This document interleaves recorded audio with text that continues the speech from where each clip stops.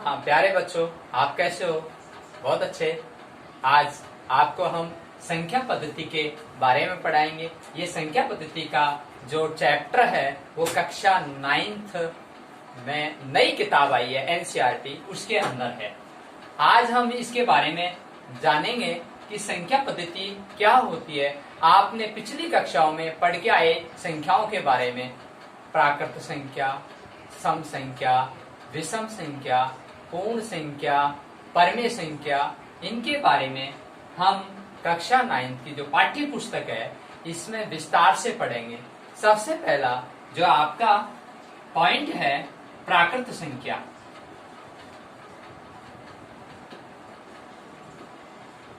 प्राकृत संख्या वे संख्याएं होती हैं जिन्हें आप पहली कक्षा से पढ़ते हैं।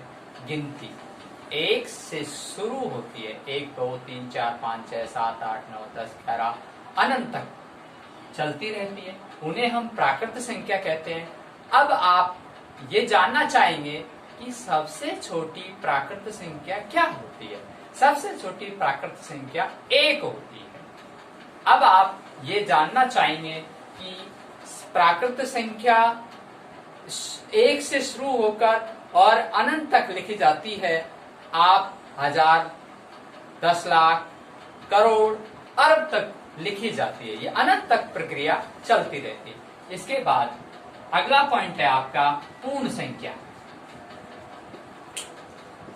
पूर्ण संख्या वे संख्याएं होती हैं, पूर्ण संख्याएं वे संख्याएं होती हैं जिन्हें हम शून्य से लिखते हैं। 0 1 2 3 4 5 6 7 8 9 10।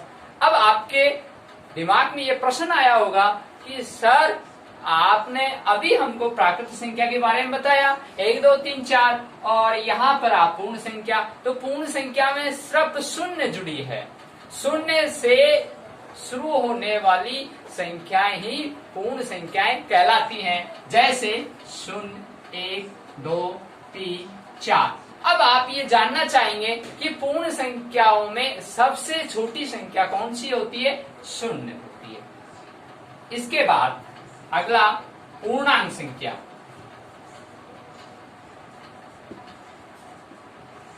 पूर्णांक संख्याओं के बारे में भी आपने पिछली कक्षाओं में पढ़ा था और आपने वहां जानना चाहा कि ये ऋणात्मक और धनात्मक होती हैं, लेकिन लिखते कैसे हैं इसको। देखिए, 0 के दाईं ओर धनात्मक होती है और 0 के बाईं ओर ऋणात्मक संख्याएं होती हैं।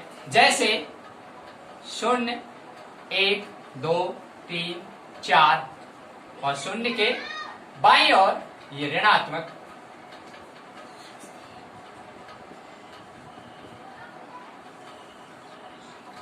पूर्णांक संख्याओं के बारे में आपने देखा कि 0 के दाईं ओर धनात्मक संख्या है, 0 के बाईं ओर ऋणात्मक संख्याएं हैं। अगला पॉइंट परमेय संख्या। परमेय संख्या, अब आपको यहाँ अपने पाठ्य पुस्तक 9th में ये संख्या पद्धति के बारे में आगे पढ़ते हैं। इसमें परमेय संख्या वे परमेय संख्या जिन्हें P/Q के रूप में लिखा जाता है। वे परमेय संख्या जिन्हें P/Q के रूप में लिखा जाता है उन्हें परमेय संख्या कहते हैं। जैसे P/Q के रूप में व्यक्त करना।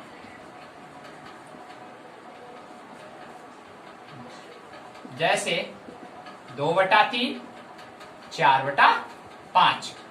अब आप ये जानना चाहेंगे कि परमेय संख्या और अपरमेय संख्या क्या होती है। अपरमेय संख्या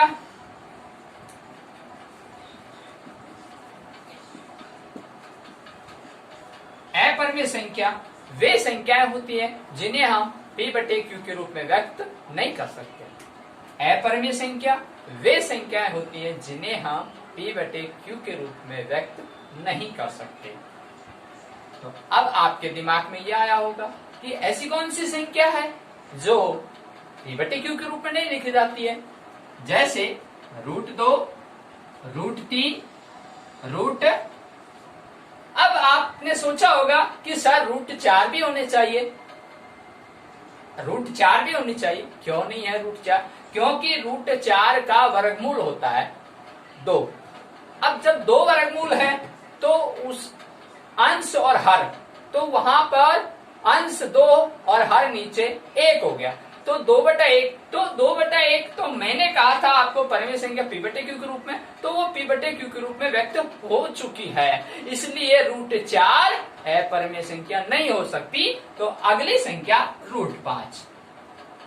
फिर आप पाई का मान भी आप पढ़ते हो 22/7, लेकिन यहाँ पाई का मान एक लगभग माना जाता है, इसलिए यहाँ पाई भी एक अपरिमेय संख्या है। आज बच्चों, आज हम इतना ही इन पॉइंटों के बारे में पढ़ा, और आप प्रत्येक पॉइंट के उदाहरण लिखेंगे और अपनी नोटबुक में मुझे दिखाएंगे, और इन 5 के उदाहरण चेक करेंगे।